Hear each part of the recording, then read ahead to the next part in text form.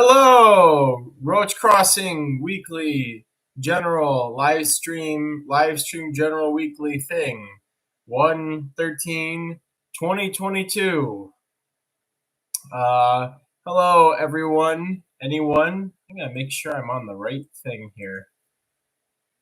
Let's close that out. Says live. Okay, so we are good to go. So it would seem. I think I can be heard. Hello? Oh, the mic's picking me up. If anybody's around here, yeah, I think it's picking me up. There we go. Hello, Jay. Welcome to the weekly live stream. Turn off my phone alarm. If I can get into my phone. This will probably, excellent, you can hear me. This will probably be one of my shorter live streams, if not the shortest. Fortunately, I am not exhausted, at least. Let me turn off my extra computer fixins here that might be giving some unnecessary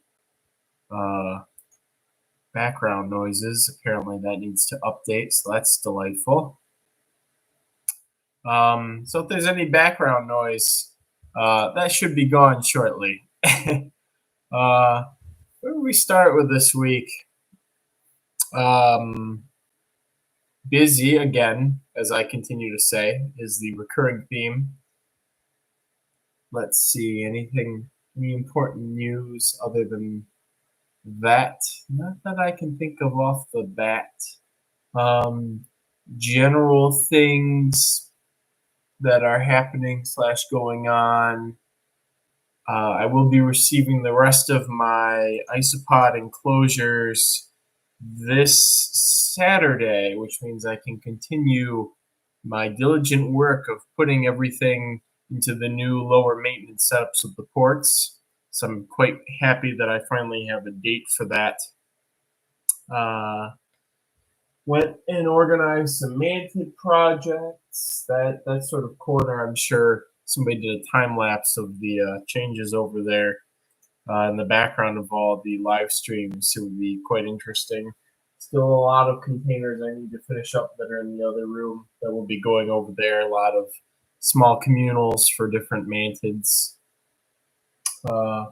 Looking forward to getting some adults from some things that have hatched out here and getting the ball rolling on producing some in-house mantids. This is the room for me to do it in because of the very high ambient temperature, but the humidity is so low in here that I have a Tennyson, good to see you. The humidity in this room is actually so low that if I spray the mesh cubes that are over there and completely saturate, the top and the sides, within maybe 10 minutes, all the water will just all have dried up. And so I have to spray pretty regularly. Jay Brooks, what do I keep other than roaches? Oh, nowadays it's literally everything. I mean, I have everything from a collection of different grain pests to all kinds of arachnids, from really small obscure ones like micro whip scorpions up to whip spiders like Damon, centipedes, couple scolopendra, bunch of mantids, growing collection of darkling beetles. I think I'm really gonna flex into darkling beetles this upcoming summer. Work on producing some captive bred. Hi, Samson. Working on producing some captive bred Asbolus species. I can't tell if that's Victor scratching at the door or not. I would like to get some wild caught Asbolus vericosus and get some larvae from those, some wild caught this year Asbolus vericosus, get larvae and then cycle them through in captivity. It doesn't seem too difficult. And I have, excuse me, I'm eating sunflower seeds, but because I'm a special person, I eat the whole seed, including the shell. So a little bit gets caught here and there every once in a while. I'm having some great success with the Eleotes spinipes macrura that I collected in Texas in September. Might be the largest darkling in the United States, maybe. But actually, I'll go grab something to show off while I'm still thinking of it.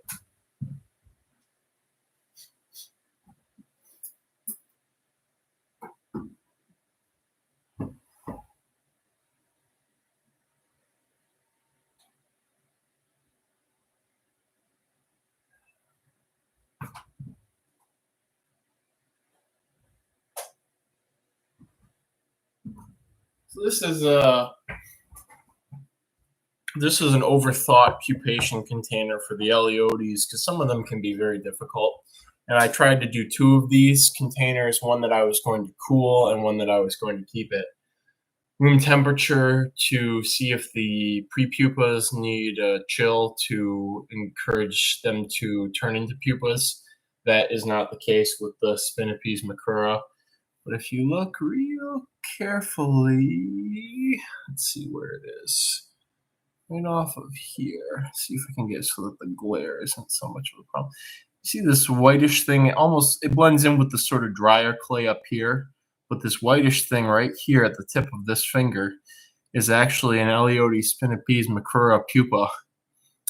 And so they don't need a chill to induce pupation from the prepupal stage, which is excellent. That means they can just be cycled through without any special fixings. Actually, that's a larva over here, right here, that is prepupal. So, as I said before, really flexing into darklings because I'm having so much success with them lately, fortunately. A lot of the smaller ones because they can pupate in a container. You can keep a large colony in a container that's bigger, a little bit bigger than this one. Oh my God, the golden showers. The golden derived dubias, whose name is yet to be fully decided on, they were proven out. So it's just a matter of me getting my numbers up and putting them on the website.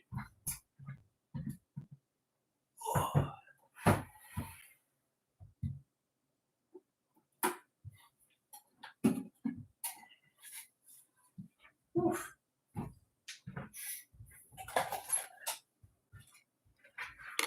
So that's the Eleotes spinipes. I know what I'll be calling them. Yes, that's what a lot of people will be silently calling them, I'm sure. Anything else? Just a lot of stuff to be done in the bug room. Which I'm going to be spending the next couple days doing with the isopod stuff.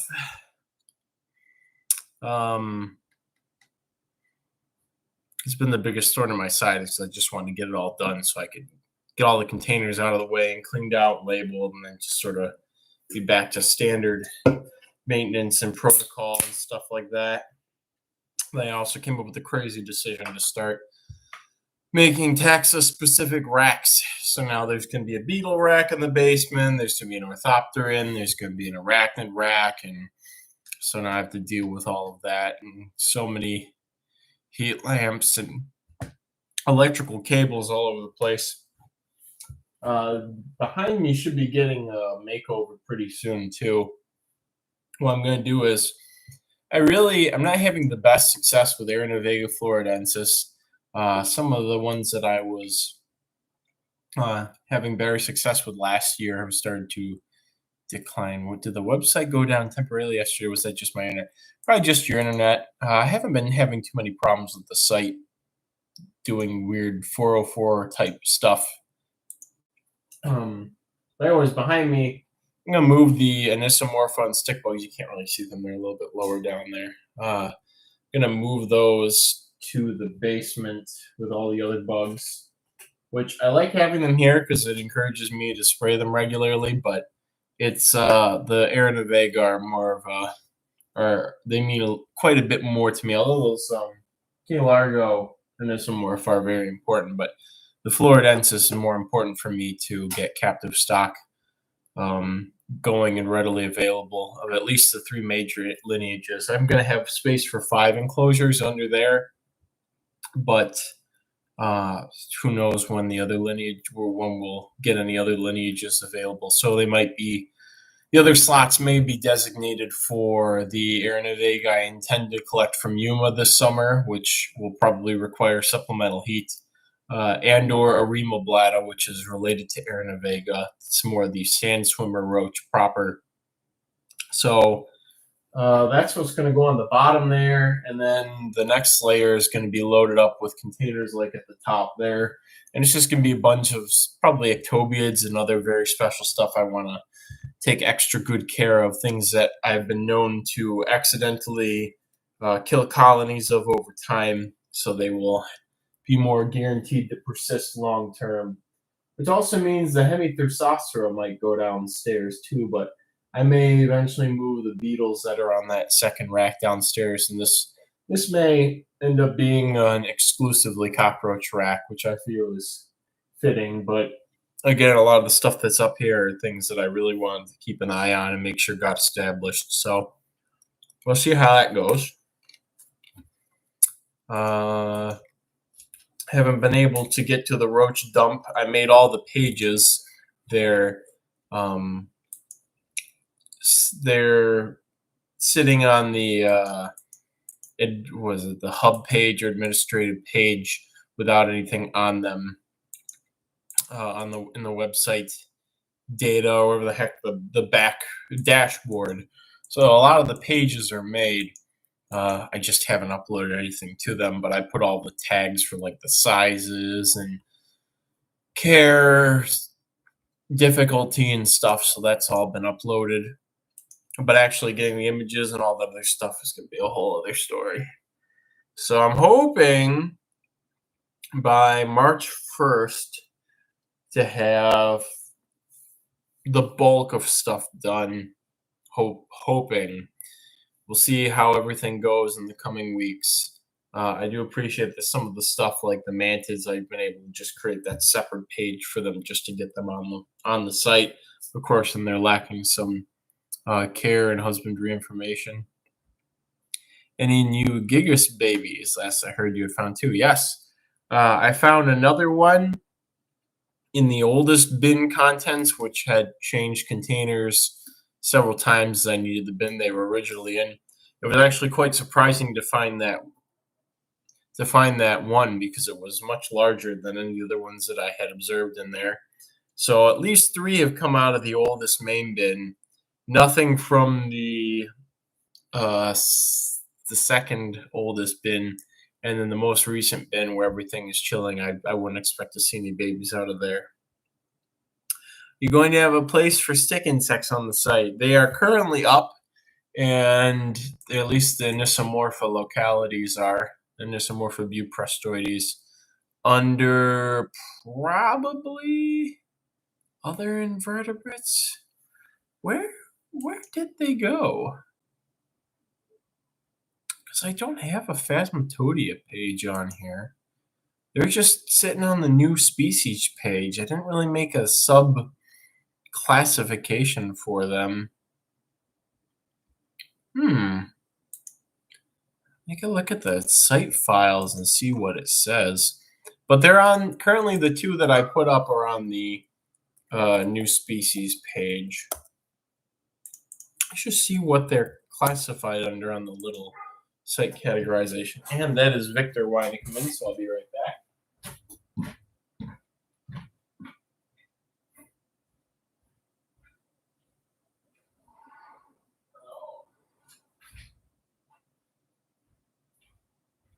What you village dog?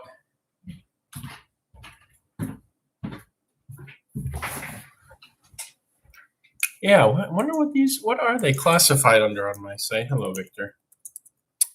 My site categorization. Do a quick look into this and see. New species. They're just listed under other invertebrates, but that's that takes you to a page that delineates all the other categories. So, seems I'm going to have to make another categorization for them, but that is something that I'm not very good at. I have to go through and rearrange the little categorization trees and stuff on the website, and that takes a while because I have a very small programming-esque brain section.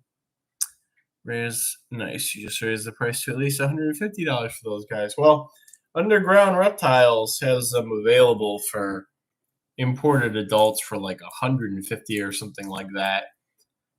They were saying they were captive bred, and then apparently that was contradicted on some interview they did with somebody else where they said that they were importing them. So it's a little suspicious, but if you want a full size one that may or may not drop dead within a couple of weeks, you can always go to Underground and get one. I have not heard anything from people having breeding success with those. Closest thing I've heard is my friend Mike Underwood, who lives semi-close to me, purchased. How did you just find? Purchased a couple of pairs from Underground, and one of the females died. I don't know, probably like 3 to 6 weeks after he got it, and he popped it open, and it was just loaded with eggs. So I don't think anybody, and even so, they've only been selling them for the last 3-4 months, I think, something like that. So people won't be seeing babies, even if they are able to get eggs out of them. They won't be seeing babies for a couple of months at the earliest. The first set that I had, it took about 8 months for the babies to start popping up. And yes, mine are the old stock that came in. I got them whatever year the first Jurassic World movie came out, because the very day that I set them up, I went and saw the Jurassic World. Let me see what the air date was for the first. June 12th, 2015. Holy crap. So mine were growing, and I don't know if I kept the ones that I have right now or from the first babies that I saw pop up. It might have been from the next wave of them. So it took them about 5 years to mature. And somebody I sent some babies to who was taking more consistent care of them, hers matured about a year before mine. So it seems like anywhere from like 4 to 7 years. How large are the Honduran cave roaches compared to your hand? I'm not great visualizing that. They're about the length of a little bit longer than my middle finger, maybe from like here to here. Giganteus are just the true Giganteus are when you measure it, they're only like a couple millimeters longer, but their wings are just a little bit bigger overall than the Honduran cave roaches are. So they have the appearance of a larger roach than the Hondurans, but surprisingly, the Hondurans have a bulkier body, so they actually weigh more.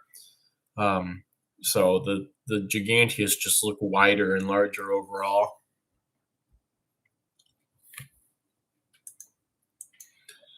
So I'm gonna have to note somewhere that I need to split the stick bugs into their own separate care category thingy on the site.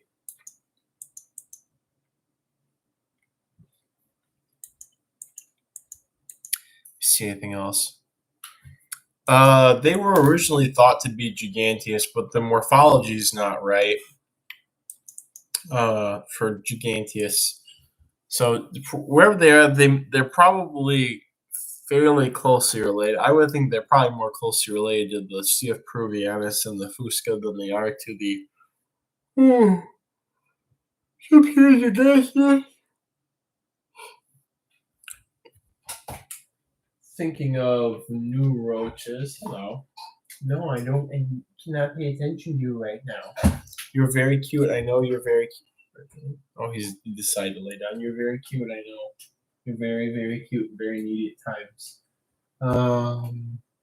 Anything over there? Oh, poor baby. I know. We'll go do something after this. Okay. Okay, just poor little face. Oh, crazy dog eyes. What? You will be okay. I assure you, you'll be okay for like another 30 to 45 minutes. I assure you. There's a poor baby. Hello, invertebrate dude TJ. Hey. Sit. Would you like a sunflower seed? Let me have one. There you go. I got 3 group of roaches and want more. Well, the Hondurans are good if you want something without the occasional die-offs that you can have from Giganteus. It's mostly from crowding and ventilation and whatnot, or lack of proper places for them to hide. And I also wonder about how like some zoos and stuff have had those like walls of giant cave roaches. You notice they're mostly adults and subadults. So I'm wondering if they're doing the breeding behind the scenes and then just sort of putting out the ones that mature for the sort of aesthetic and whatnot. So let's see any new projects this week. Some stuff came in from Ty last week. It was mostly isopods, and then of course the Pseudoglomerus tarsalis, which I lost one of the smaller ones that looked like it was about to molt while it was in transit. So that makes sense. The rest of them seem to be doing fine. No complaints. Still fighting the grain mites and one of the Aranavega over here. And I'm thinking I will probably have to intervene, although I did find some babies that hatched out in there. I hate having to pull everything out of there, and then you risk the chance of still having another grain mite swarm popping up. So I'm not 100% sure what I'm going to do. But I need to make up my mind because I don't want to lose. Some of the roaches seem to have the hypopus grain mites, or something seems to be happening. Either they're dying because of the fluctuations of conditions that I'm creating, or the grain mites are stressing them. But I'm just this hollowed out husk that retains the three dimensionality of the living roach, but just completely hollowed out. And if it were the other roaches doing it, I would expect to see them popped in half or just sort of like strewn about. But they just look like they just sort of died in place and something completely hollowed out. So I'm suspecting that was the grain mite to the hypopuses. So I'm going to figure that out. Fortunately, that particular locality shouldn't be a huge problem to obtain again. The rest of them are all doing fine too, but got to get some different cleanup crews in some of those containers. The ones from Cave Creek Canyon had some Armadillidium vulgare that hitchhiked with them, and they seem to be doing phenomenal. So maybe I'll just throw a couple of those in each of the containers and wait for them to sort of contribute to eating up the extra food. So it'll be a matter of just keeping the containers well fed instead of having to play this delicate balancing act. Anybody working with the half-white Porcella Davis? I'm seeing when selling, but I've seen photos on occasion, but I don't know how recent they are. Sometimes those pieds and half-white individuals are not genetic. It's due to damage at some point. But there are, for Porcella Levis strains, there's the dairy cows and the they're calling them whites, but they're really low expression dairy cows. So those two are genetically or reproductively isolated from all the other ones. And you go to the other Levis, you've got orange, you have caramel, how now, which is derived from caramel, Cali mix, which has the sort of, I wouldn't call it a piebalding. It just kind of looks like the body's covered in sort of like a white milkiness.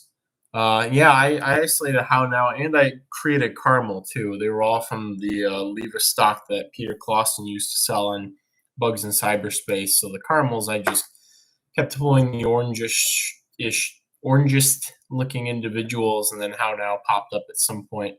Hello, John Loach. Other Levis. There's the Arizona Giants from Red Rock or something, Arizona. And then there's the Milkbacks. Actually, this brings me to an interesting point. So Apparently, and this is the sort of trickle truth that comes out with some stuff over time. Like with how Shiro Utsuri is not a locality of Nasodillo archangeli, it's or a separate species. It's just a Dalmatian.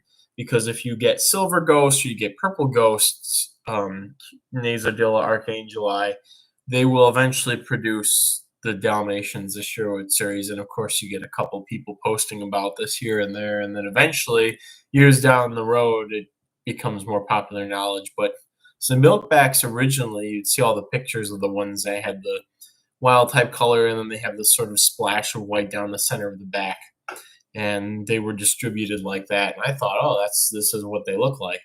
Well, then I got a group of them last week, and I was like, what the hell are all these Dalmatians doing in here?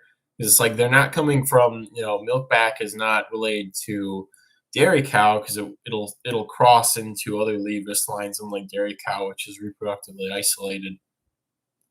And so I was like, what's up with these milkbacks? And somebody told me, I think it was Derek Niehaus, who might be the person you're talking about, Tennyson, actually, because I sent some to him and he was talking to me about, he was crossing them with oranges and stuff.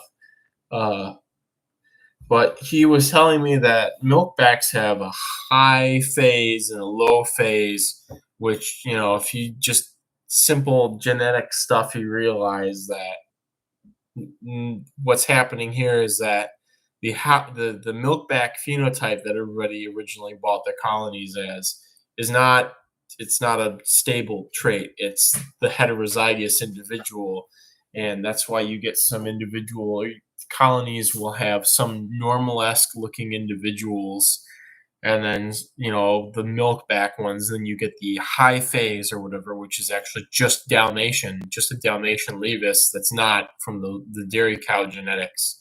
So I'm gonna, before I go around posting this and making some sort of big blog post or something about it, I'm gonna I pulled the individuals and I'm gonna raise them up and see what crossing everything does. But if you get that 1/4, 1/2, 1/4 phenotype ratio in your colony, you can be pretty damn sure it's a simple recessive thing going on. So we're gonna see. And that'll just be another project, and they're not milkbacks, that's what that failed phenotype would have been called, so they'll just call them Dalmatians because that's what they are, Dalmatian levis. And I'll cross them into other stuff and see what we can make. I probably won't cross them with how now. I'll probably cross them with orange or caramels, or I'm working on proving. You're very needy, you know that. Working on proving out the oranges crossed with caramels, because the caramel, of course, is a multi-gene lighter coloration, caramel levis. It took many generations to get a more stable color in that from the stock that I started with. And if you look at the diversity of individuals, they're much lighter than almost all wild type leavis from anywhere you collect them in the United States. So it's a multi-gene selection thing. And then I thought, okay, well, we'll take that and we will get the simple recessive orange in there, and then you'll create a lighter phenotype that's another line that is not orange, because orange is whatever the background color is there. So, and some of the individuals are looking more yellow, so that'd be pretty cool, because you could keep dairy cows with them and they wouldn't cross or whatever. Although the aesthetic is definitely in the black and white dairy cows and the orange regular levis. So whoopsies. Hello, whoever just the letter C is, welcome. Just missed a ramble about Porcellia levis genetics. I do wonder what the next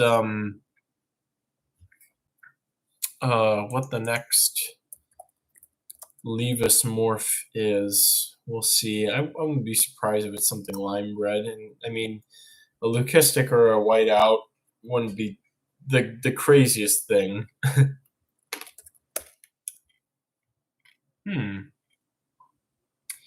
Does anybody happen to know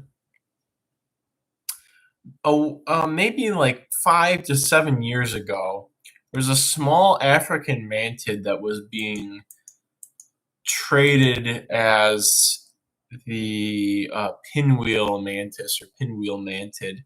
Anybody happen to know what the Latin is for that? Because I'm talking to a couple of mantid people and trying to source some of these species I'd like to work with again. And I only remember them being called pinwheels, and that, obviously is not pulling up any information. Pinwheel mantis, maybe. But it was a small, maybe a little over an inch mantid that could be green with white stripes on the elytra, and there's sort of a swirl to it. It wasn't a Creole. I don't think it was a Creole broder. And it wasn't a Pseudocreobotra either. Ooh, Remiophila. Those do look like my type of mantid. Where are those from?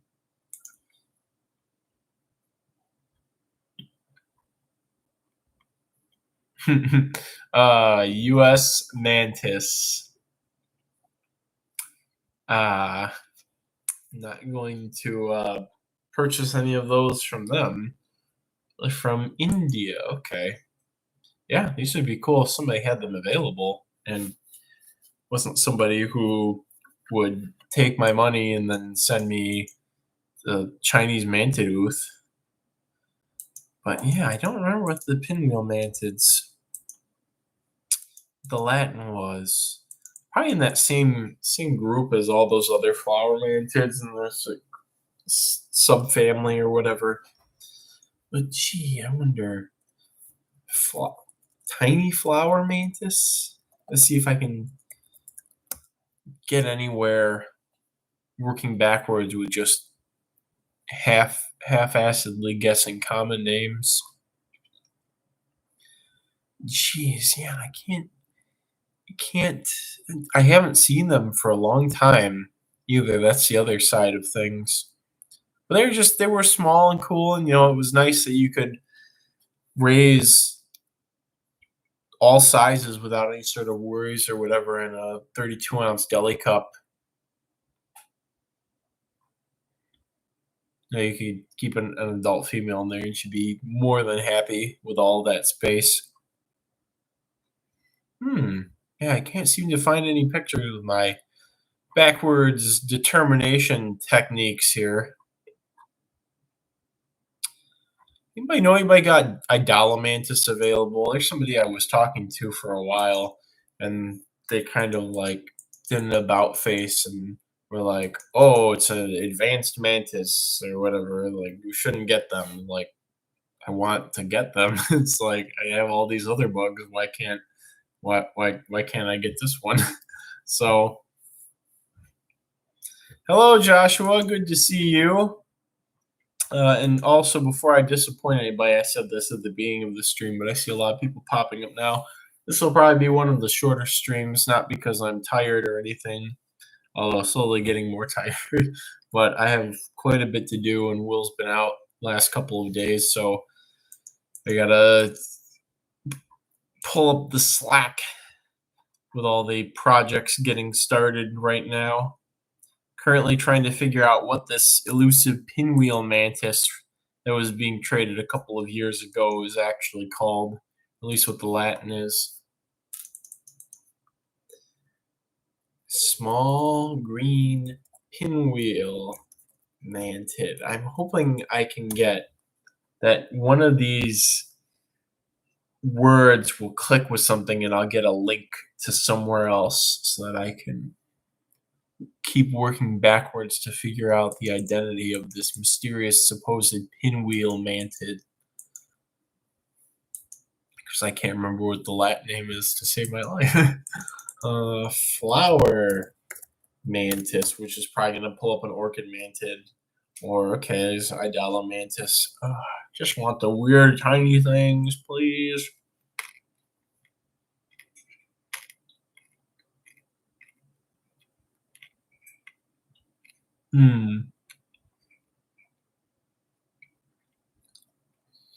Not having Creobroter species. Wasn't a Creobroter. Theopropus. No, it's not T. elegans either, although this is kind of my speed as far as tiny weird mantids go. I don't think it was that genus either. What are the best kinds of bark for vertical surfaces, says Tennyson. I have cork bark, but I want to use other barks as well to add more texture, I suppose. The last live stream, I think I went on a big rant about different barks. I think that ash is probably the best bark for any sorts of invertebrates. You can't really get ash in a lot of places because of the emerald ash borer. So elm is really good for isopods and for some miscellaneous roaches as well. Cork is fine. Oak doesn't seem to be, just miscellaneous oak that isn't cork. Seems to be okay. I'm actually going to be trying out some more, a different type of oak bark in a couple of weeks. I'm supposed to be trying out a supplier to see if I can get some for a fair price that will be of good quality and good consistent quality. I cannot for the life of me find this thing called a pinwheel mantis. Joe Murphy was the one I think who sold them. By the way, you have any spare Porcellia bolivari females? I was in a group of immatures and only one ended up being female, and she just died to a randomous molt. I do not have any to spare at the moment, TJ. My colony has been getting hammered pretty hard with sales lately, and I just pulled aside the main colony, which lives in with one of my Groundfordorhinus species, and then I started a satellite colony to sort of have for when I needed to sell more of them. So it'll probably be at least a month, if not more, before I have more Bolivari available. If you want Nickel's Eye, I have plenty of Nickel's Eye, though. I'm gonna shoot Joe Murphy a text and see if he remembers what the Latin was.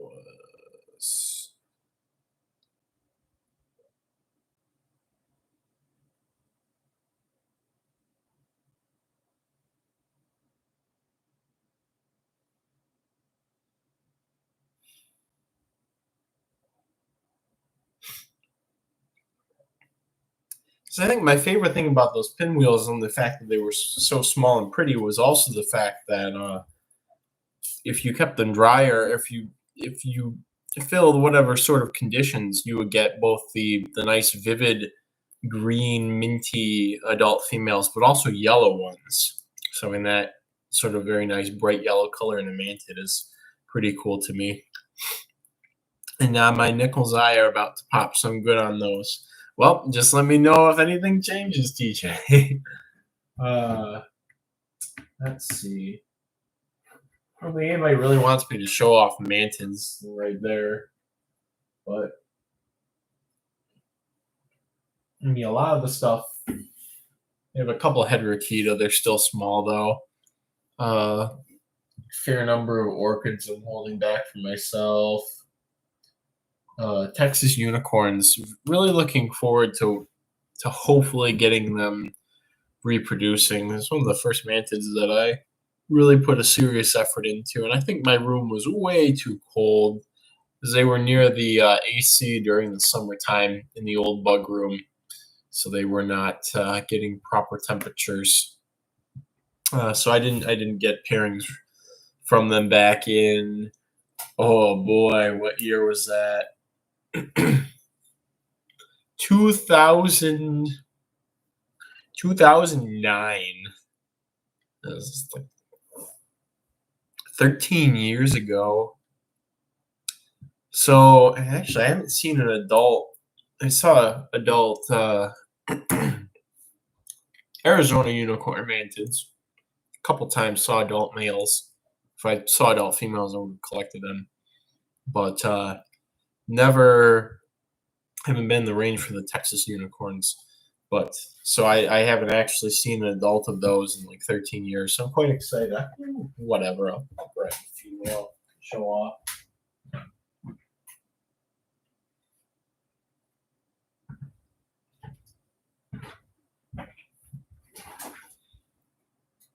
It's a nice, I want to say subadult female. See what I can do about that glare. Subadult female. I keep seeing pseudovates, pseudovates, and trilovates being listed as the genus for these. And the most official looking source that I found said Philovates. So Philovates it is, Chlorophylla. So probably one of the most mantidy looking mantids that I like. But they're roach colored, and look at this thing. It's just a lanky ass predatory cockroach. Oren's Inverts for Exhibition book. I may have to pick that up. At least pre-COVID and hopefully post-COVID, if that ever becomes a thing. I did manage a small insect zoo or invertebrate zoo at U of M Dearborn, but the building's been closed for months, so the whole collection died, and everything's going to need a stupid amount of work to get back up and going, but whenever they give me the green light. So, but I'm always looking for stuff that's easy to keep there because things need to be relatively self-sufficient because they go a week or more without any sort of husbandry, and things have to be aesthetic and all those, and most stuff has to be native or very closely related to native stuff to be on display there. So I wonder what the little horn, what the adaptive purpose of that horn is. If she ever stops moving, you might be able to see it. But I mean, it's too prominent for it to just be like completely vestigial or accidental or something like that. So I'm really curious what its intended purpose is. So, and weird looking bug.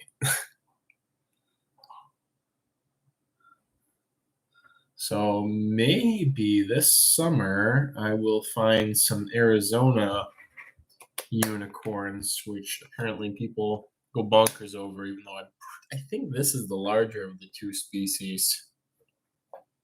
High-speed jousting horn.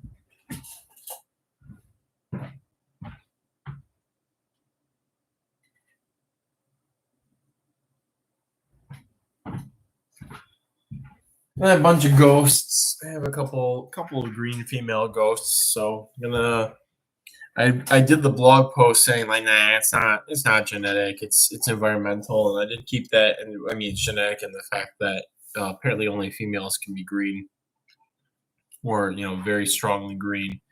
But then Kai was insisting, oh no, it's genetic, and you have to breed for it. So I'm going to just do some lazy inbreeding and see what can be done to try and hello some eggs, good to see ya. Do some lazy inbreeding and see what can be done to credit or discredit the claim that it is genetic. A lot of people popping up all of a sudden. Also, I hear you've got the new largest springtail in the hobby. Can you reveal the species? I have received or had received a group of Pogonognathelus elongatus. Unfortunately, a lot of my more fancy and species of springtail that I was proud of culturing did not like the fact that I refused to pull them out of the desiccation chamber when the air humidity dropped. And so their colonies are not doing as well as I had hoped they would. So kind of at the mercy of restarting a couple of them, like the Orcacella cincta and the Orchicella villosa. So I gotta wait for it to thaw outside before I can go out and collect some of those. And of course, I will be at the mercy of a certain somebody collecting some Pogonagnathalis elongatus some more until I can go out and get them myself, hopefully, if I go and take a trip south in March to go collect Parcoblata with Alan. So, but yeah, some things like the Entomobria Griceolivata are actually doing very well. I'm wondering what the complex interplay was between the flower pot fungus. Some of them had like a boom of flower pot fungus, which has been popping up in the most recent batches of coconut coir that I've been buying. Actually, just started trying a different brand to try and get it out of the equation. I've had this discussion before about figuring out whether or not it's the fungus that's causing problems, or only when there's not ventilation, or blah blah blah blah blah. Because I have a colony of that container of theirs, my white ant springtail colony. And they're doing very well, even though that container is, you can even see the whitishness from the flower pot fungus mycelium is just infested with the mycelium, and they're doing very well. But I'm wondering the complex interplay of the flower pot fungus emerging and whether or not it's the conditions that allow it to grow so rapidly that are also detrimental to the springtails, or blah, blah, blah. But what I'm trying to say here is, back in October, I collected a restart from my Entomobria Griceolivata colony, which I had originally gotten from my garter snake vivarium in my living room.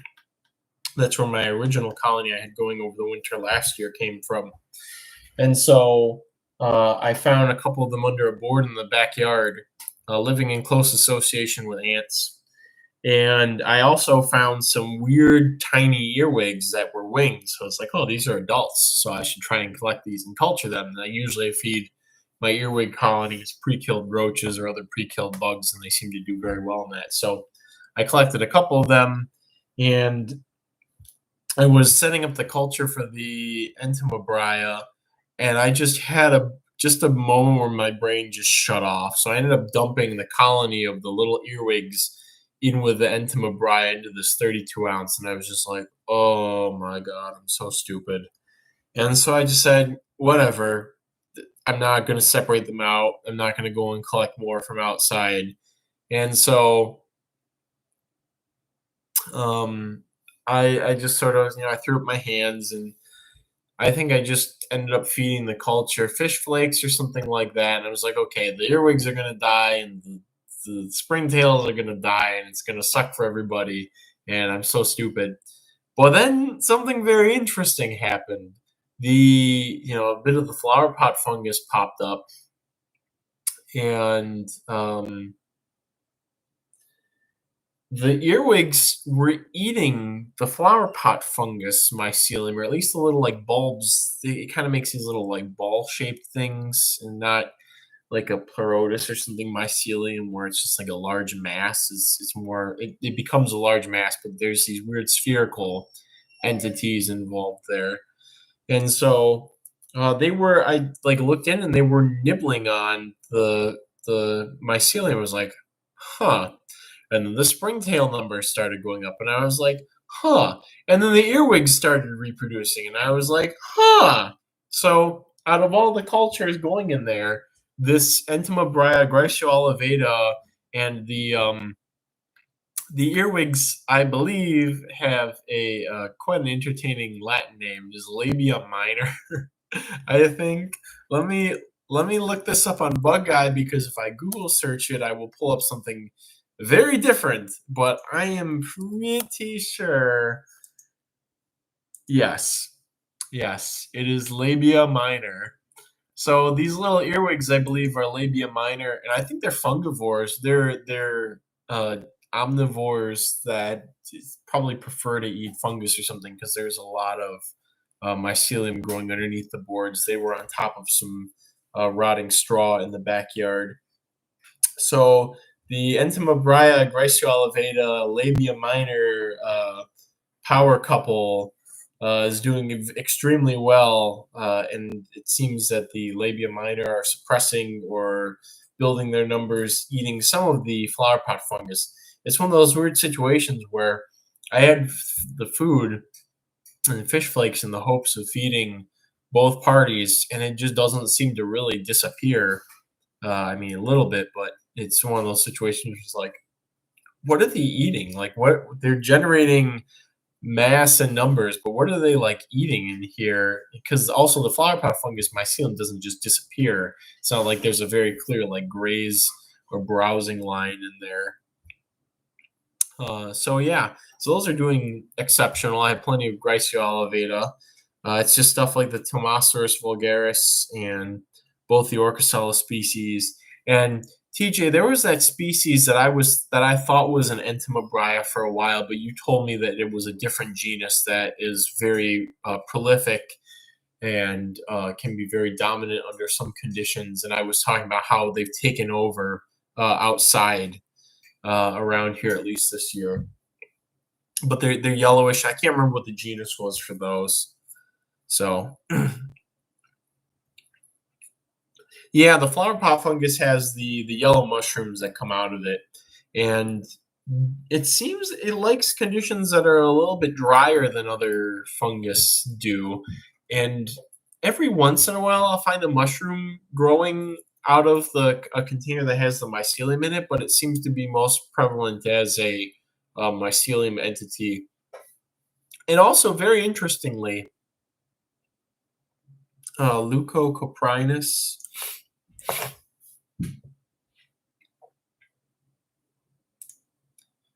Bimbomia. Let me look up flower pot fungus.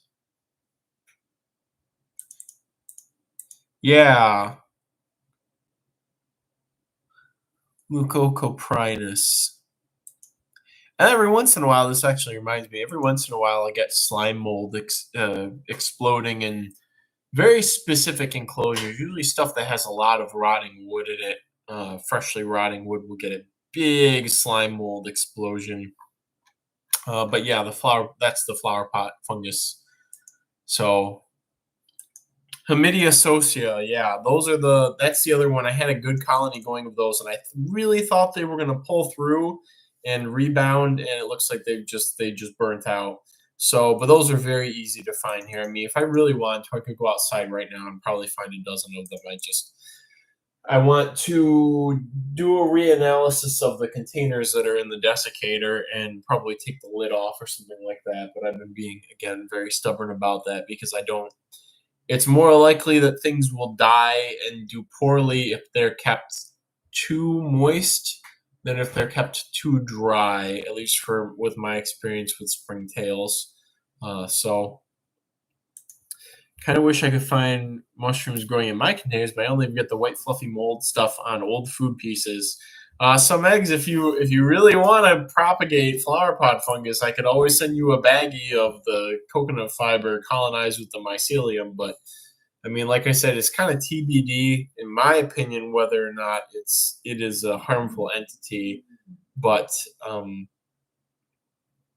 it definitely seems to prefer coconut fiber because when I mix coconut fiber with potting soil or I mix it with sand or anything like that, there's a very notable decline in its fitness, especially with with sand. It doesn't seem to the mycelium don't even seem to want to mix into the sand. It just doesn't have very good vigor. So let's see any other news on the table. The Pseudophilus TJ, I think it was the one I called Meridionalis or whatever. That might have been the species name. Female kicked the bucket. That was one that my neighbor's girlfriend brought over from her house, I don't know, 20, 30 miles away or something like that. So it's kind of sad because it was a very large, healthy female. And I think she was alive for a week or two. He's being so mouthy. So that was kind of the situation with the Pseudophilus CF. Victor, are you okay? He wants attention so bad. But I played with him earlier, and I have to do my live stream, even though he's very adorable and very sweet. Well, come here. We're switching gears from a Pseudophilus discussion to a Gomper discussion. Sit. Good boy. There you go. Have that. He really likes sunflower seeds too. Although he goes through phases where sometimes he'll want them a lot, and other times he'll just be like, "What is this that you're giving me?" Sit. He says, "Good boy." He's very cute. So the Pseudophilus, what breed is he? He is an Armenian Gomper. He's a traditional shepherd dog from Armenia. Yes, she is. She's very cute. Yes, she is. And he's going on 8 months old, and he also really likes to eat hands. No. Hey, good boy. Kisses. Good boy. There you go. They are not. No, does he eat roaches? I actually offered him a roach to play with once. I pre-killed it.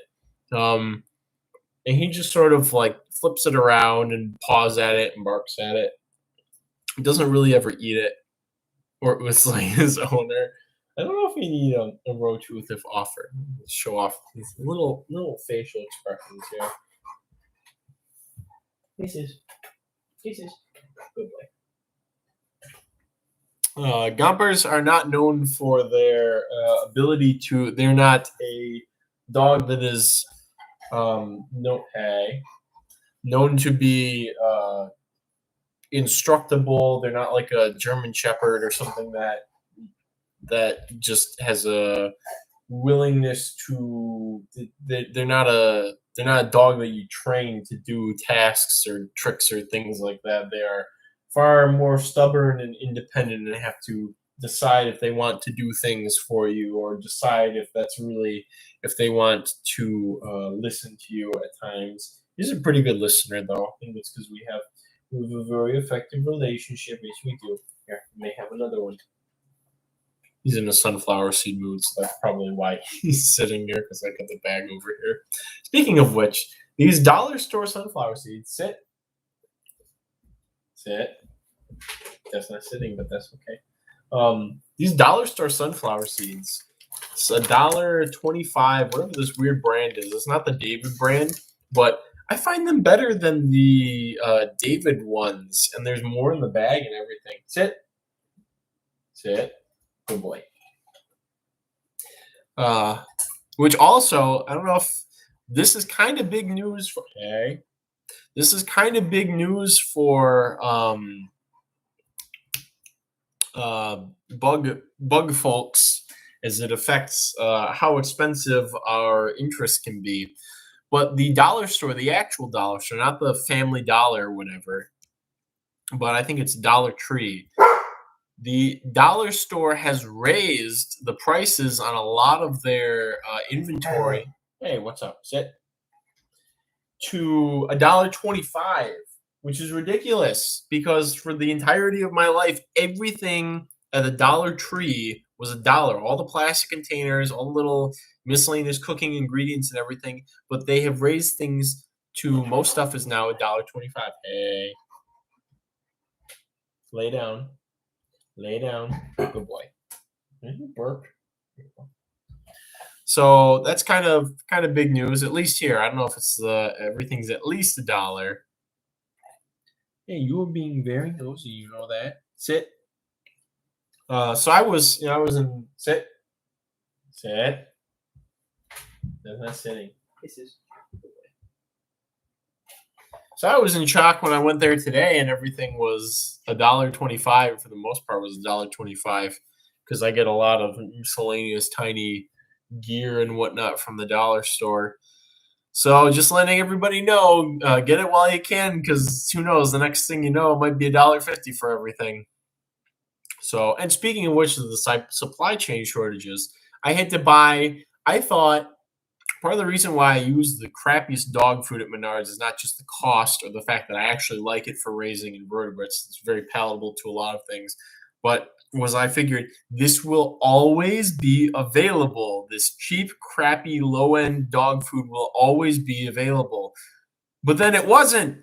They sold out completely of both the high protein and the regular dog food mixes at the Menards, and I was just like panicking um because I this is integral to my operation here, because not only do I feed the dog food to everything but the dog, he gets his own fancy stuff, but to like my feeder rodent colonies and everything, and so the particle size on that um, regular dog food is like this big, which is just the right size for feeding to most small isopod colonies, just the right size and shape for using for my feeder rodents because it doesn't fall through the bars on their enclosures.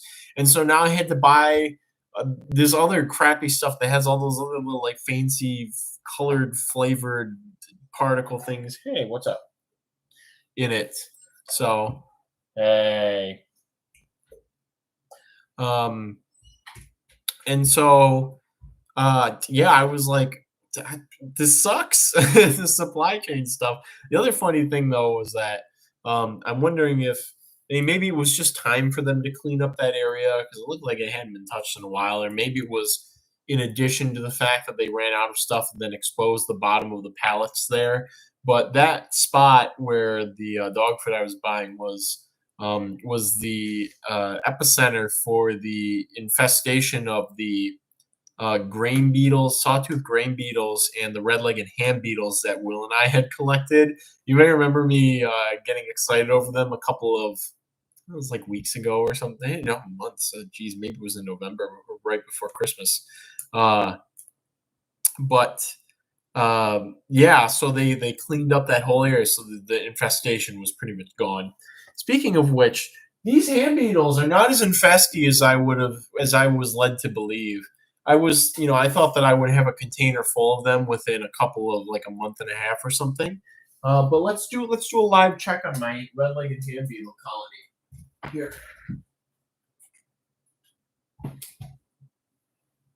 So I removed the adults to another container, so that I would also be able to keep track of when fresh ones emerged in here. So this is the red-legged hand beetle enclosure. Looking for larvae at the bottom. Got a couple forming silk galleries that might be for pupation, but this is nothing.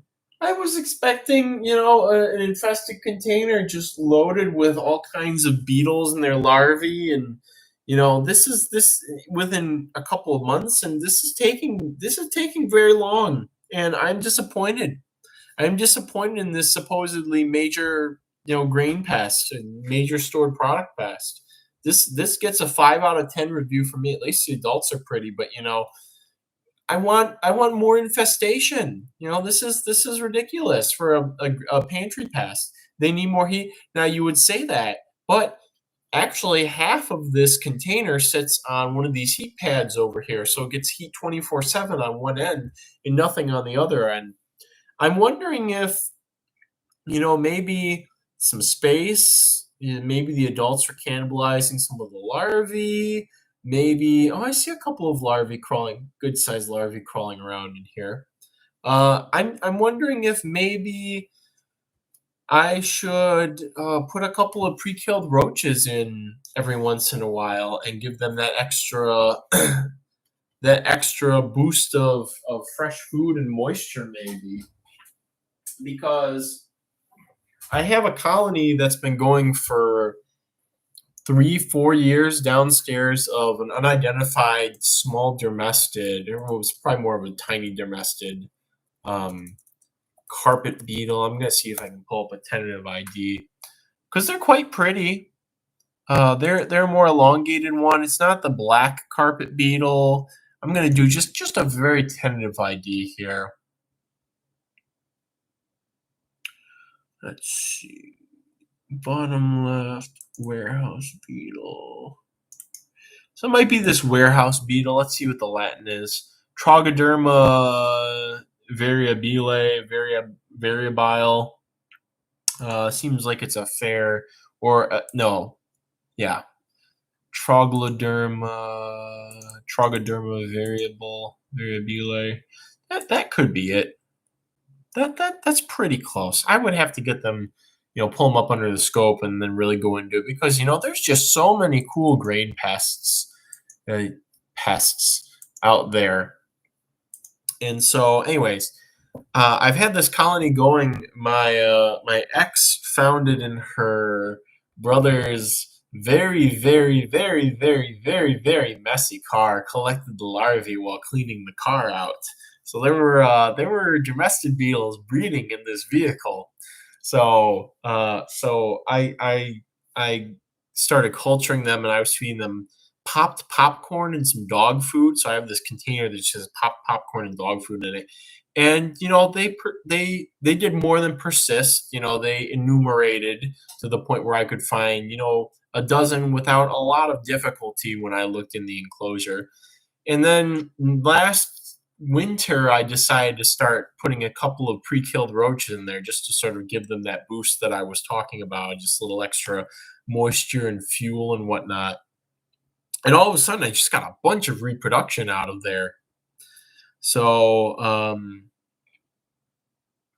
yeah, so in too small of a setup, they might be eating each other, or it could be a moisture thing, although they're probably not getting too much supplemental moisture on a Menard's bottom shelf rack thing. There's more space available to them, and they could probably go into another dog food bag and eat stuff out of there. So, anyway, so I might start supplementing with some pre-killed roaches and see if that gets me some better results like I did with those dermestids. Let's see, any other things like that I was thinking of. I cracked open the Skirtidae culture. This is turning into the Grain Pest and Tiny Cultures specialty live stream. And unfortunately, again, I have some things to do, so I'm going to wrap it up in the nearest future. Probably do a longer live stream next week because I should be past all the isopod work.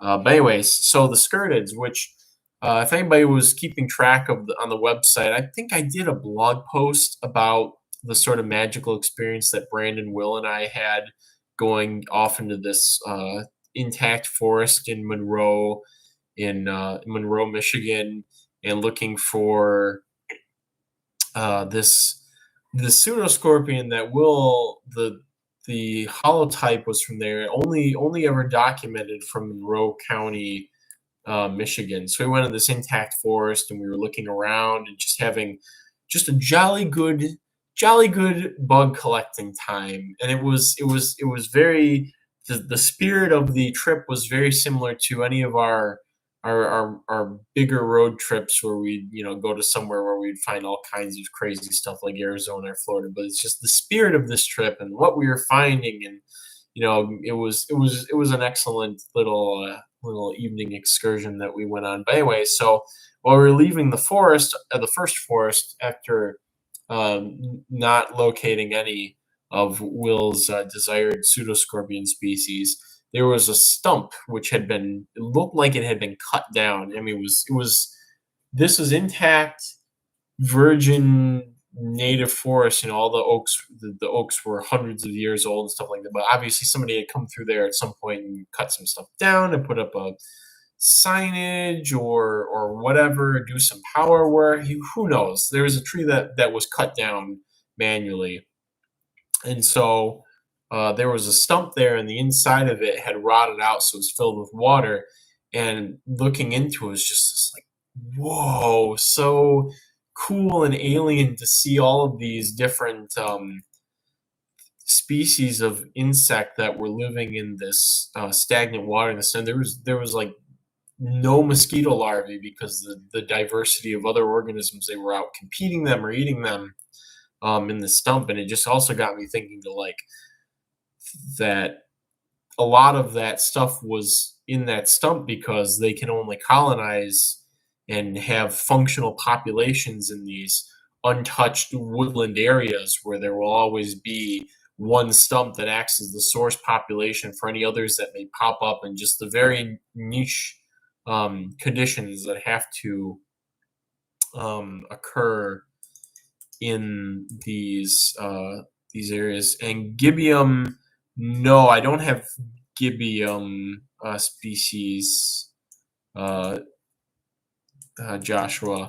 But I made a poor effort to culture the spider beetles I collected with some of the Aranavega in the summer. I just threw them with the Aranavega. Probably was not the best move. They don't seem to have established. I may be proven wrong. They probably wanted drier conditions. But anyways, if when I return to Arizona next summer, I will separate the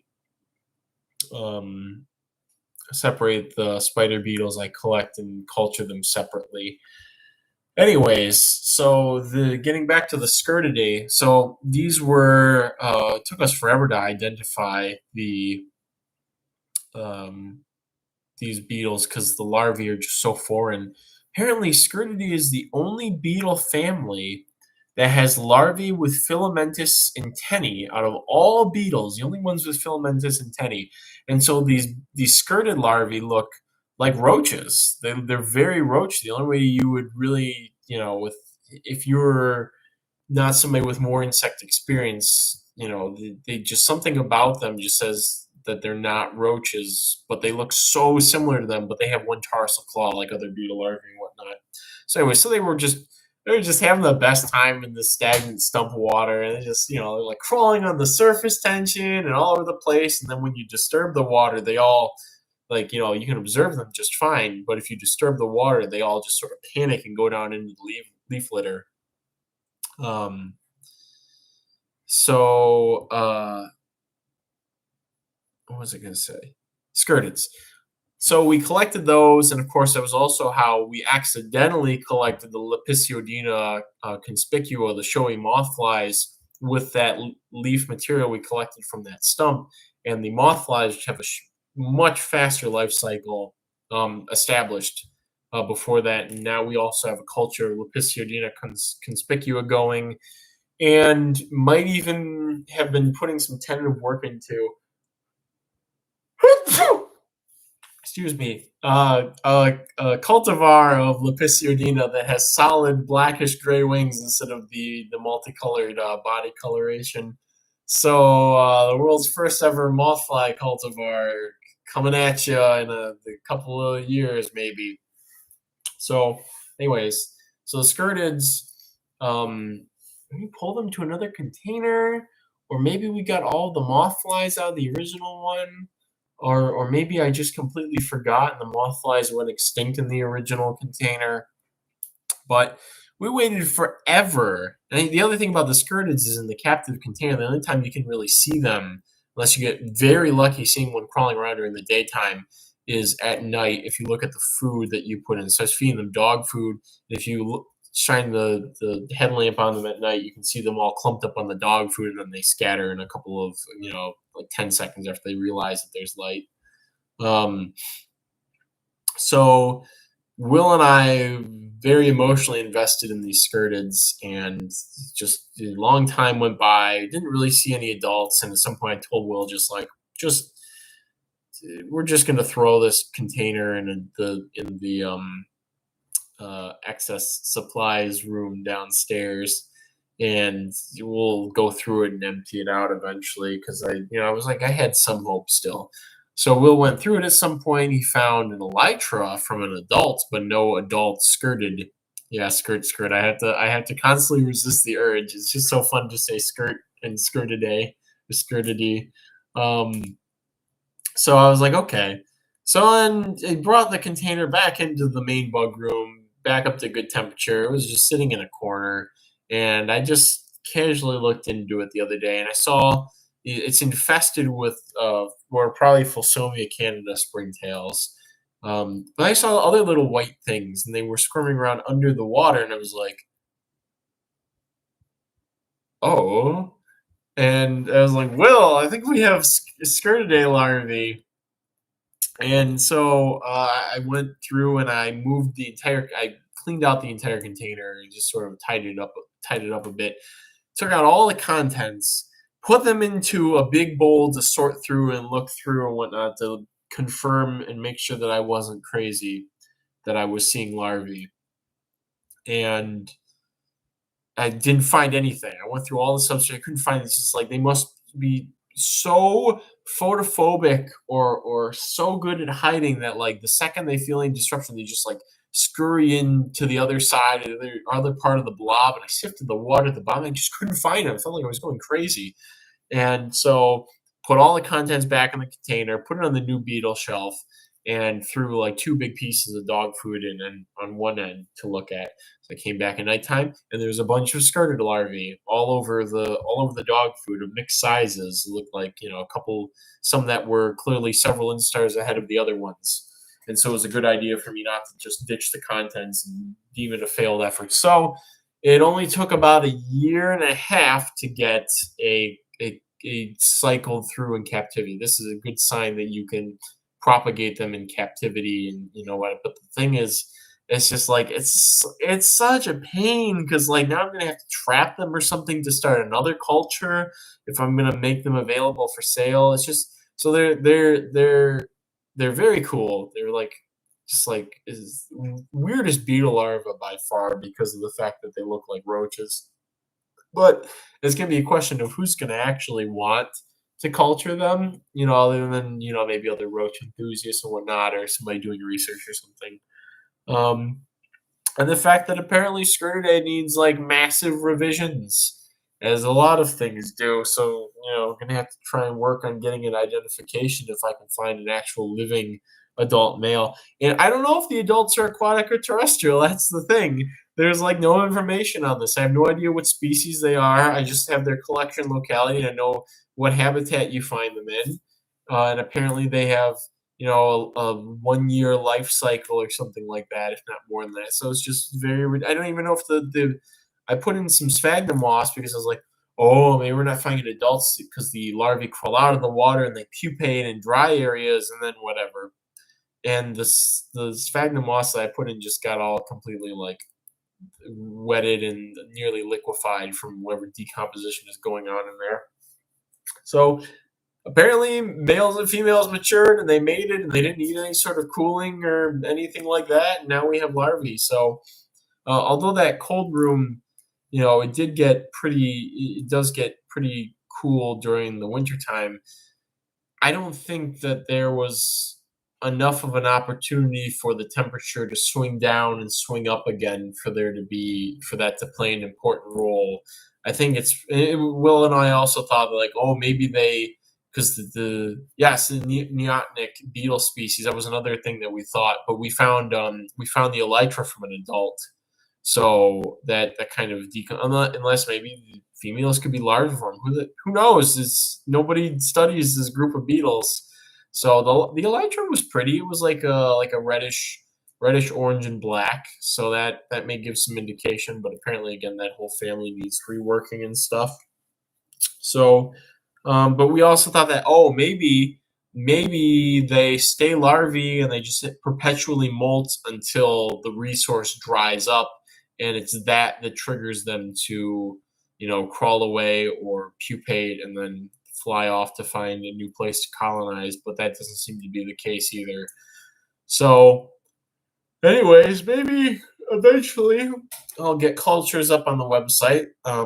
They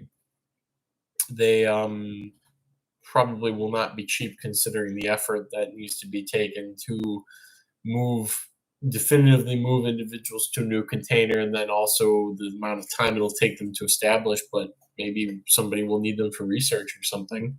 So, and it's large larvae were present for a larger and detectable for a larger span of time than adults could have been present in that colony. So the adults are probably very short-lived, and the larvae are the primary, the longest lived and occurring part of the life cycle, which is kind of par for the course for aquatic invertebrates. Are there any neotenic beetles being bred commonly, if there are even any neotenic beetles? glowworms, whatever family that is, because I can't think of that off the top of my head. I think just Lampyridae, maybe Fengotes, and only the females are neotenic.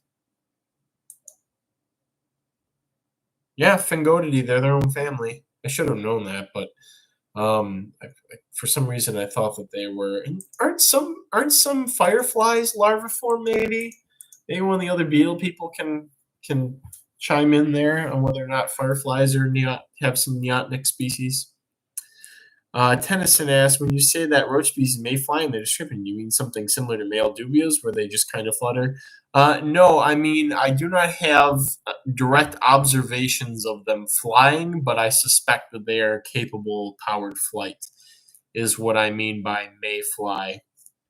So until somebody can confirm otherwise. But yeah, TJ says some Lampyrids have larviform females too. So it seems like Lampyridae and Fengotidae, and is there another one that I'm forgetting that has larviform females? Can't think of any more off the top of my head. So yes, there are some beetle groups that have that. The thing is, it would seem very maladaptive to me to live in a fleeting environment like a flooded tree trunk hollow. It would seem very maladaptive to not have all your life phases, especially the one that's primarily responsible for dispersal, to not fly. Because if that tree hole dries up too much, then the larvae they're very clumsy on land. I mean, they're pretty clumsy in the water, but they have they could crawl on the surface. They were crawling on the surface tension all over the other surface, the substrate and the sides. So they seem very well adapted to where they were. I doubt that the larvae can disperse at all out of the water. So it wouldn't make sense to have females that would be stuck in this environment that could be there 1 year and then completely inhospitable the next. So now that's an excellent question. TJ, do you know if Fengotidae or the Lampyridae that have larviform adult females, is it a true neoteny where there's no pupa, or do they actually have a pupa and they just emerge as a really, really larviform adult female?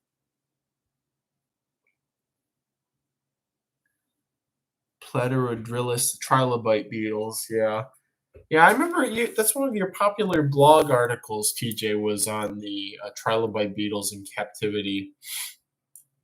Okay, so that's even more weird they've essentially skipped the defining feature of like an entire clade of insects being holometabolic and not pupating. That's just so bizarre. It raises so many questions on like how their morphology matures when for all these other taxa they have to pupate to become sexually mature. So it's very weird. Very, very, very, very weird. Be more weird than a cockroach developing, or any sort of hemimetabolic insect developing like a pupal or pseudopupa phase. It's even more strange when whole metabolic insects skip the pupal stage, because there's so many implications there with respect to like the maturation of their morphology and stuff. So a quick note, this will be the last thing I'm going to touch on before I end the stream, but this is one of those ideas that floats through my crazy head every once in a while. I had stupidly good success breeding common brown garden slugs, Doroceras reticulatum. A couple of them hitchhiked before I had my leaf sterilization protocol down pat into a hisser bin last winter, And within maybe 3 or 4 months, there were just hundreds of them. And you would really think, and this is the key with, in my experience with gastropod husbandry, we tend to think of slugs and snails as being in dire need of moisture. And so people, when they try to keep them, or tend to keep them, try to keep them very moist or with minimal ventilation as a proxy for keeping them very moist with ventilation. And they don't like that. They will, I've killed so many snails and slugs by trying to keep them very moist. Most of them like to get into a little hidey spot with a good amount of moisture, and then come out and do all their activity after like a mist or something like that. But if you keep them consistently moist or stagnant, you will kill most slugs and snails in my experience. I suspect the can't pupate thing may be misinfo. I once saw a pic of a female Thangoti pupa, but it looks similar to a larva. It's because they're so slimy. So where I was going with this is that if I can devote some space to a colony of Duroceros reticulatum, I might try raising some fireflies this summer. And I don't know how I'm going to go about doing that, because there's a part of me that says I should grab up a bunch of larvae really early in the spring and then put them into the Duroceros culture. And then there's a part of me that says that I should just go out firefly catching in the summer and catch a bunch of them and throw them into a 10-gallon tank and, keep my fingers crossed, keep feeding the slugs, and then just wait for larvae to pop up. So, it's something I'm really seriously considering doing, because I mean, fireflies are really cool, and I don't know if anybody's captive bred fireflies, but raising something like that might be a fair step into working with trilobite beetles. And not that I have any interest of working with trilobite beetles. I know everybody's like, ooh, they're so weird. Oh, it's so cool, and blah blah. And then not really. Regular firefly larvae are very cool as it is. So, yeah, I may try working with one of the I don't even, was it Photurus and Photinus are the two primary ones in this part of North America.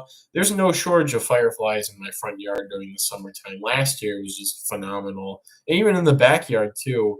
It's just, it starts right around mid-June and just goes into August. And there's just that sweet spot period of time right before 4th of July where it's just dozens of them all over the place, right after sunset. It's very magical.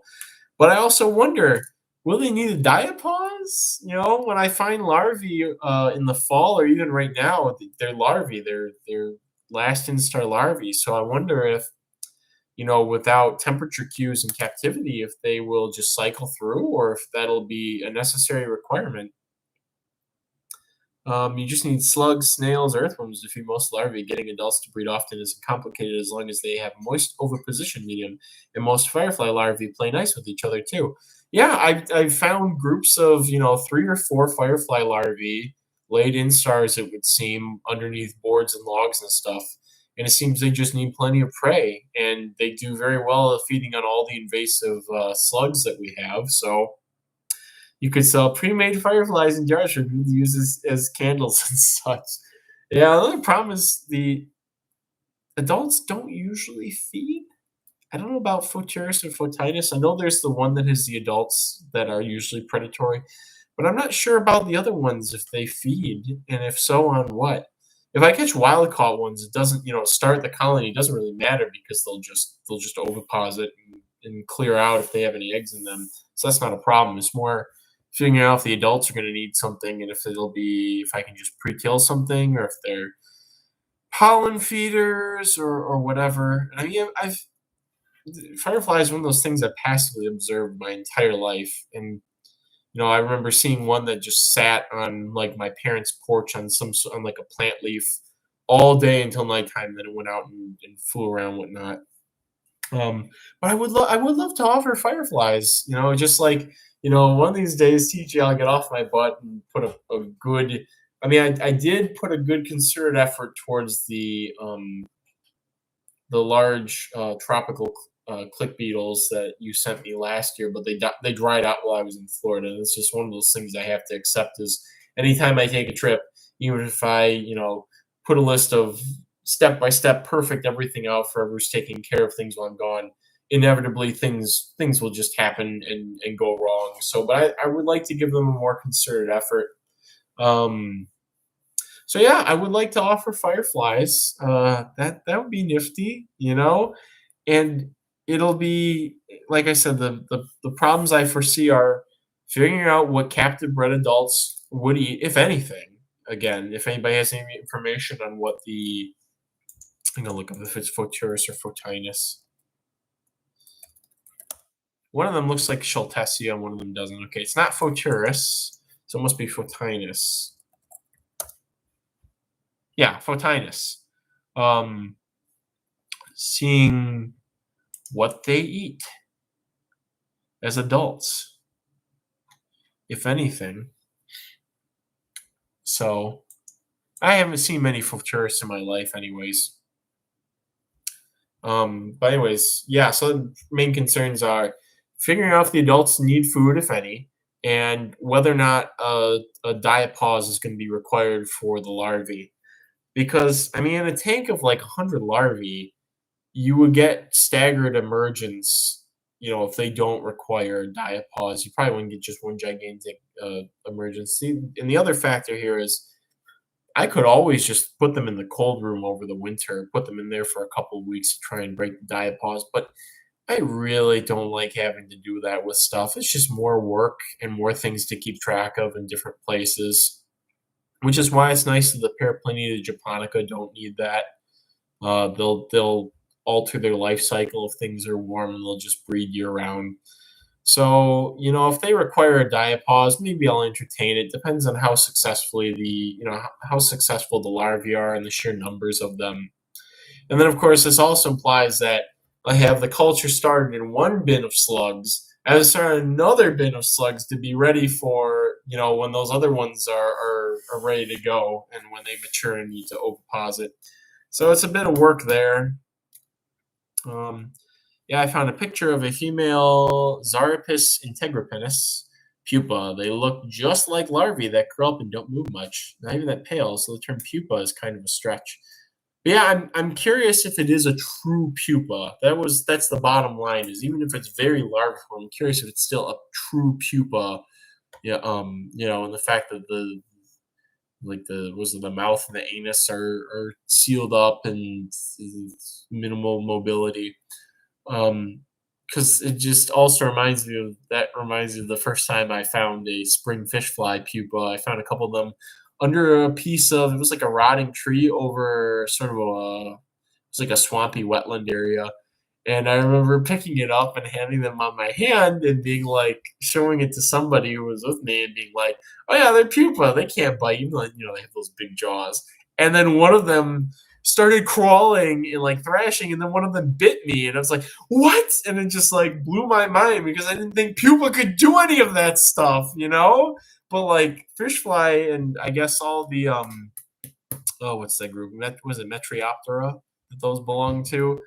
They have mobile pupae that are like just it's not even you wouldn't believe that something like that if you've seen nothing but like moth and beetle pupae your whole life. You'd never believe that a pupa could crawl and bite and do all this other stuff. So Periplanin Japonica is the species that was found on the high rise high something in downtown New York, maybe back in 2012 or 2013 or something. And they've been very rapidly spreading out into the rest of New York City. They're they're probably less dependent on human buildings to survive the winter. Not that they're surviving free living per se, but they're just naturally more cold hardy than things like Periplanin Americana and even Blata orientalis. So they're spreading through New York City. Um, but last in May or something like that, Daniel Kolsnick, who lives in New York, went out and collected some, and so now a couple of Roach people finally have them without having to go to New York. um, so and yeah, tennis and Elliptorhina javanica are very common in the U.S. In terms of commonness, they're probably the most commonly available Elliptorhina species, followed by Chopardi, which people don't seem to have. The dwarf hissers have definitely sort of fallen out of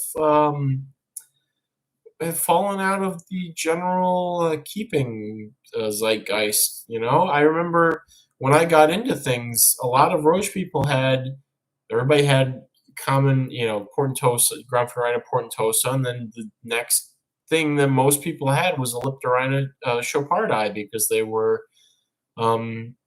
sort of kept as, it's a smaller, less prickly alternative to common hissers. And going from that, so it goes in terms of my perception of commonness. Elliptorhina javanica, Elliptorhina chopardi, Elliptorhina levigata, and then Elliptorhina davidi, which only a very small number of people have. But fortunately, I feel like I figured out their husbandry, and I will probably never ever lose them again. So,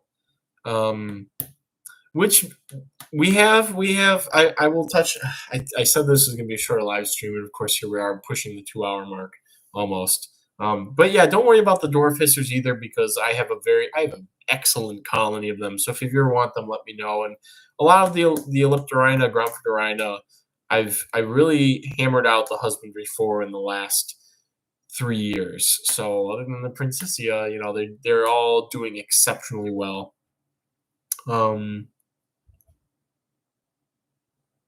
Oh, see, that's so creepy, thinking that a Zophobus pupa could get up and walk around or flex a bit before it sclerotized. Oh boy.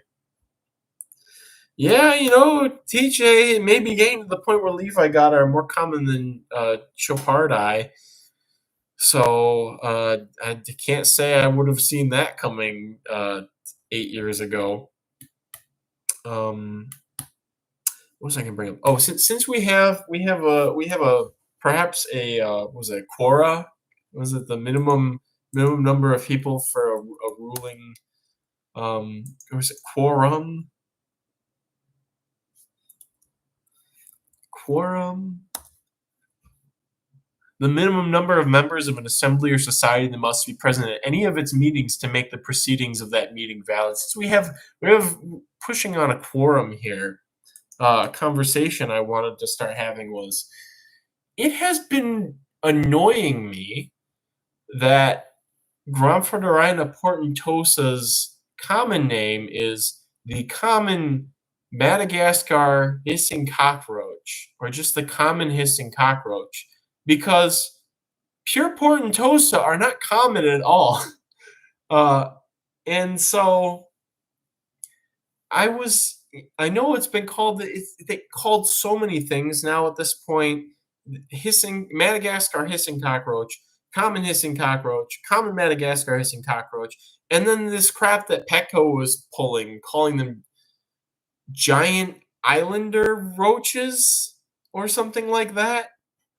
And so I wanted to get the opinion, get the discussion out there on perhaps changing the common name for Graptorhina portentosa, considering that pure portentosa stock is not common at all. And debatably, other than, I can't even think of what Javanica might be the most common pure hissing cockroach stock available.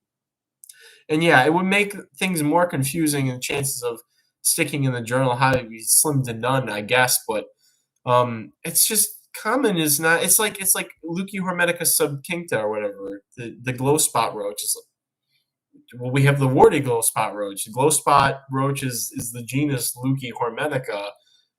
So I was also thinking about deciphering subcincta and trying to figure out, the Latin what subcincta transliterates into, because varicosa translates into warty or veiny.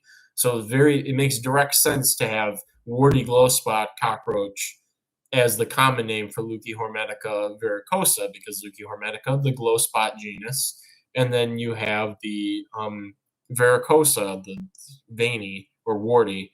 So also was thinking about that with the subcincta also, because apparently people are making hybrids of varicosa and subcincta now too, and probably just selling them as glow spot roaches. So, but apparently portentosa translates into something. It's descriptive and verbose, or portentose at least does. It's like beautiful, wonderful, marvelous, prodigious. So quite a few good, accurate adjectives to choose from there. So I don't know. Maybe I'll go renegade and don't call it. Don't they call dubious something weird as well? I mean, it's means pig nosed. Portentosa. Really? Was that something from George? Did George Beccaloni tell you that? Because this is the sort of stuff that we need to know on some of these Latin names, is sort of the the background. Pig nosed. That's so good. It's a transliteration of the Latin. And again, was this something that George brought you up to speed on, or was this from whoever's doing the research on the other Gromford rhino? Because that's so great, and it would actually add an extra layer of that in one of his books. Unfortunately, I only have the original All Pet Roach book, and I've been thinking about picking up the more common one. But pig nosed, I mean, that's a great. It ties in with how the other biological sciences that are abundant, that are amok with common names, especially like ornithology, where everything has an approved common name, that is within the best effort of transliterating the parts of the Latin name, or that relies on very age old common names for different things. But that's excellent. And maybe I'm curious. Do you have the paper for the original description for portentosa? But this is so great. It's like how oblonga are called widehorn hissers. I don't think oblonga nota does that translate into translate into wide, or oblong meaning wide, and then nota meaning probably in reference to the pronotum. Wide-horned hisser makes sense there. So this would be a great mantle, a great thing to pick up and carry for Gromphidorhina common names, if they would just name them all on horn shapes. Although again, we're gonna see what the heck's gonna happen with the taxonomy if they ever publish anything or make stuff public knowledge. But pig nosed makes a lot of sense. Oh, that's great. I really, if you could figure out and get back to me on when you figure out where that was taken from, or where you learned that would be great. Because like Porcellio means little pig. So like all the isopods, the sow bugs, the little pigs, it's just great. And I love it when the stars sort of align on these things. Like Porcellio scaber is the rough little pig. It's great. And they make better common names than just people pulling stuff out of their ass, or rubber duckies or something like that. And I mean, it would be nice if all the Nasodilla, Cubaris, etc., that don't have Latin names. It'd be nice if they jumped on it and transliterated the common names into the Latin. Yeah, so like they would have to, they could very easily make a very descriptive species name for the rubber duckies. You just have to figure out how to translate rubber ducky into Latin or Greek or whatever they choose to go with for the actual species name. So, and will it be like what's I don't know what duck is in Latin. I used to. Was it duck? Mallard duck. Let me see if I can work backwards on this. Anus. I think anus means not anus. Not anus, anus. A-N-A-S means duck in Latin, I think. Yeah. So it would probably be something, however you would Latinize rubber and then hyphen anus or whatever, because there's plenty of hyphenated species names. It'd be great. Ruburius duckius. Actually, let's do this right now on stream in case it happens in the future. Latin word for rubber or rubbery or whatever. Flexilis. Mollis. Let's see if the latex. This is English Latin translation.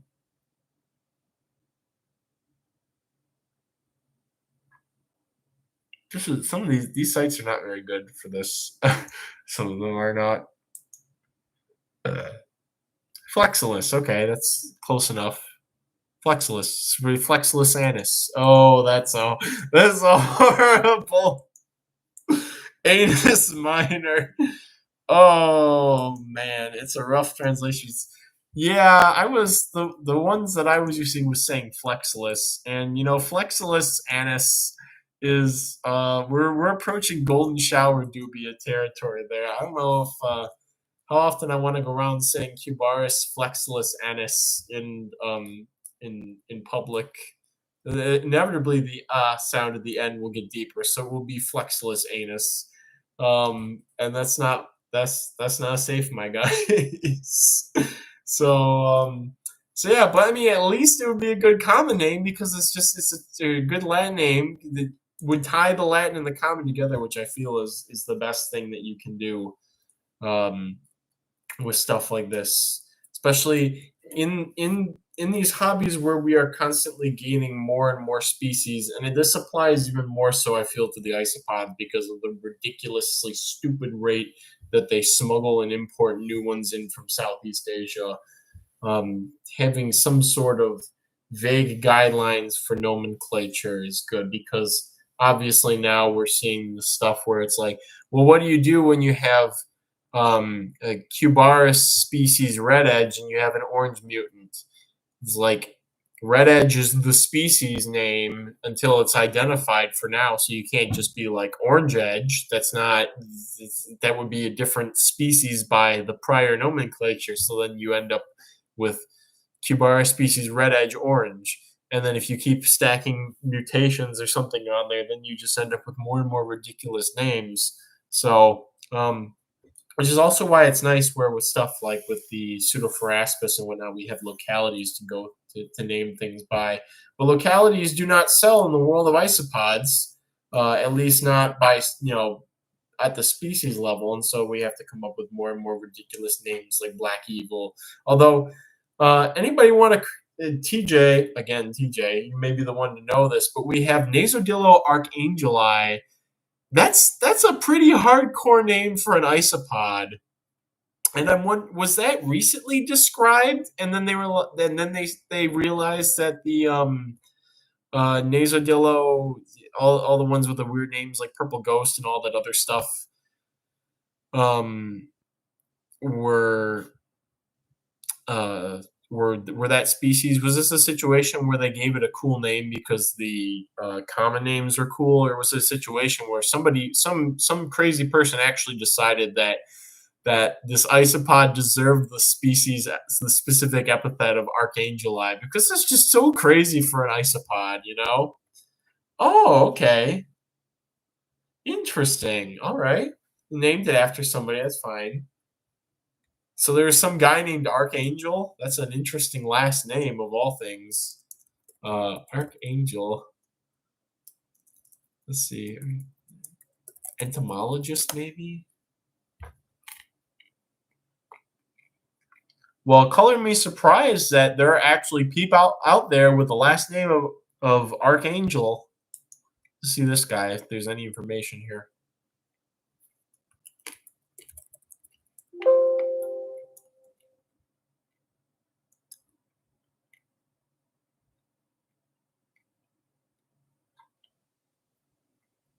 Very, very interesting. there does seem to be some person with entomological or horticultural ties that could be construed as being the person it was named after. Oh, it's two eyes on the end there. Okay. Yeah, there is a guy named Archangel. Okay, so his full last name was Archangel. I don't really family history going down a really deep hole here. um, but fascinating. So then I guess it's one of those situations where it's yeah, I remember there was no H. I forgot there were two eyes though. Those interesting situations where transliterating it is not the directest way to go. So I guess it's Archangel's Nasodillo. Oh, fascinating. And also interesting that they identified those as Nasodilla archangeli, but we still don't have any information on a lot of the um, Archangeli. Oh God. Oh, but we still don't have any information on the rubber duckies, which are arguably the most popular and craziest desired of all of these. So I still can't get over the fact there are people who are still using limestone and cuttlebone and all that other crazy stuff for their isopods. It makes me sigh over here with my rotting leaves, and that's pretty much it. Rotting leaves, fish flakes, and dog food. Record long stream. Thank you for reminding me, Samson, that I intended to do a shorter stream today. So, with that cynicism taken into account, I suppose we will end the stream here. So, take care, everybody. See y'all next week. I'm taking next week off of shipping. I already wrote a blog post. It's going up on Monday about that. I think I noted on the homepage. I'm taking a week off of shipping to get on top of all this stuff that's going on here. So, and some eggs, it could be either of those. It could be that rubber duckies haven't been described or they haven't been identified yet. To be determined, which is fascinating, despite all the crazy rabid interest over them. So, yeah. So I will see everybody next week. Maybe do a giveaway next week or the following. TBD. So with that being said, may your cultures be ever bountiful, and I will see everybody next week.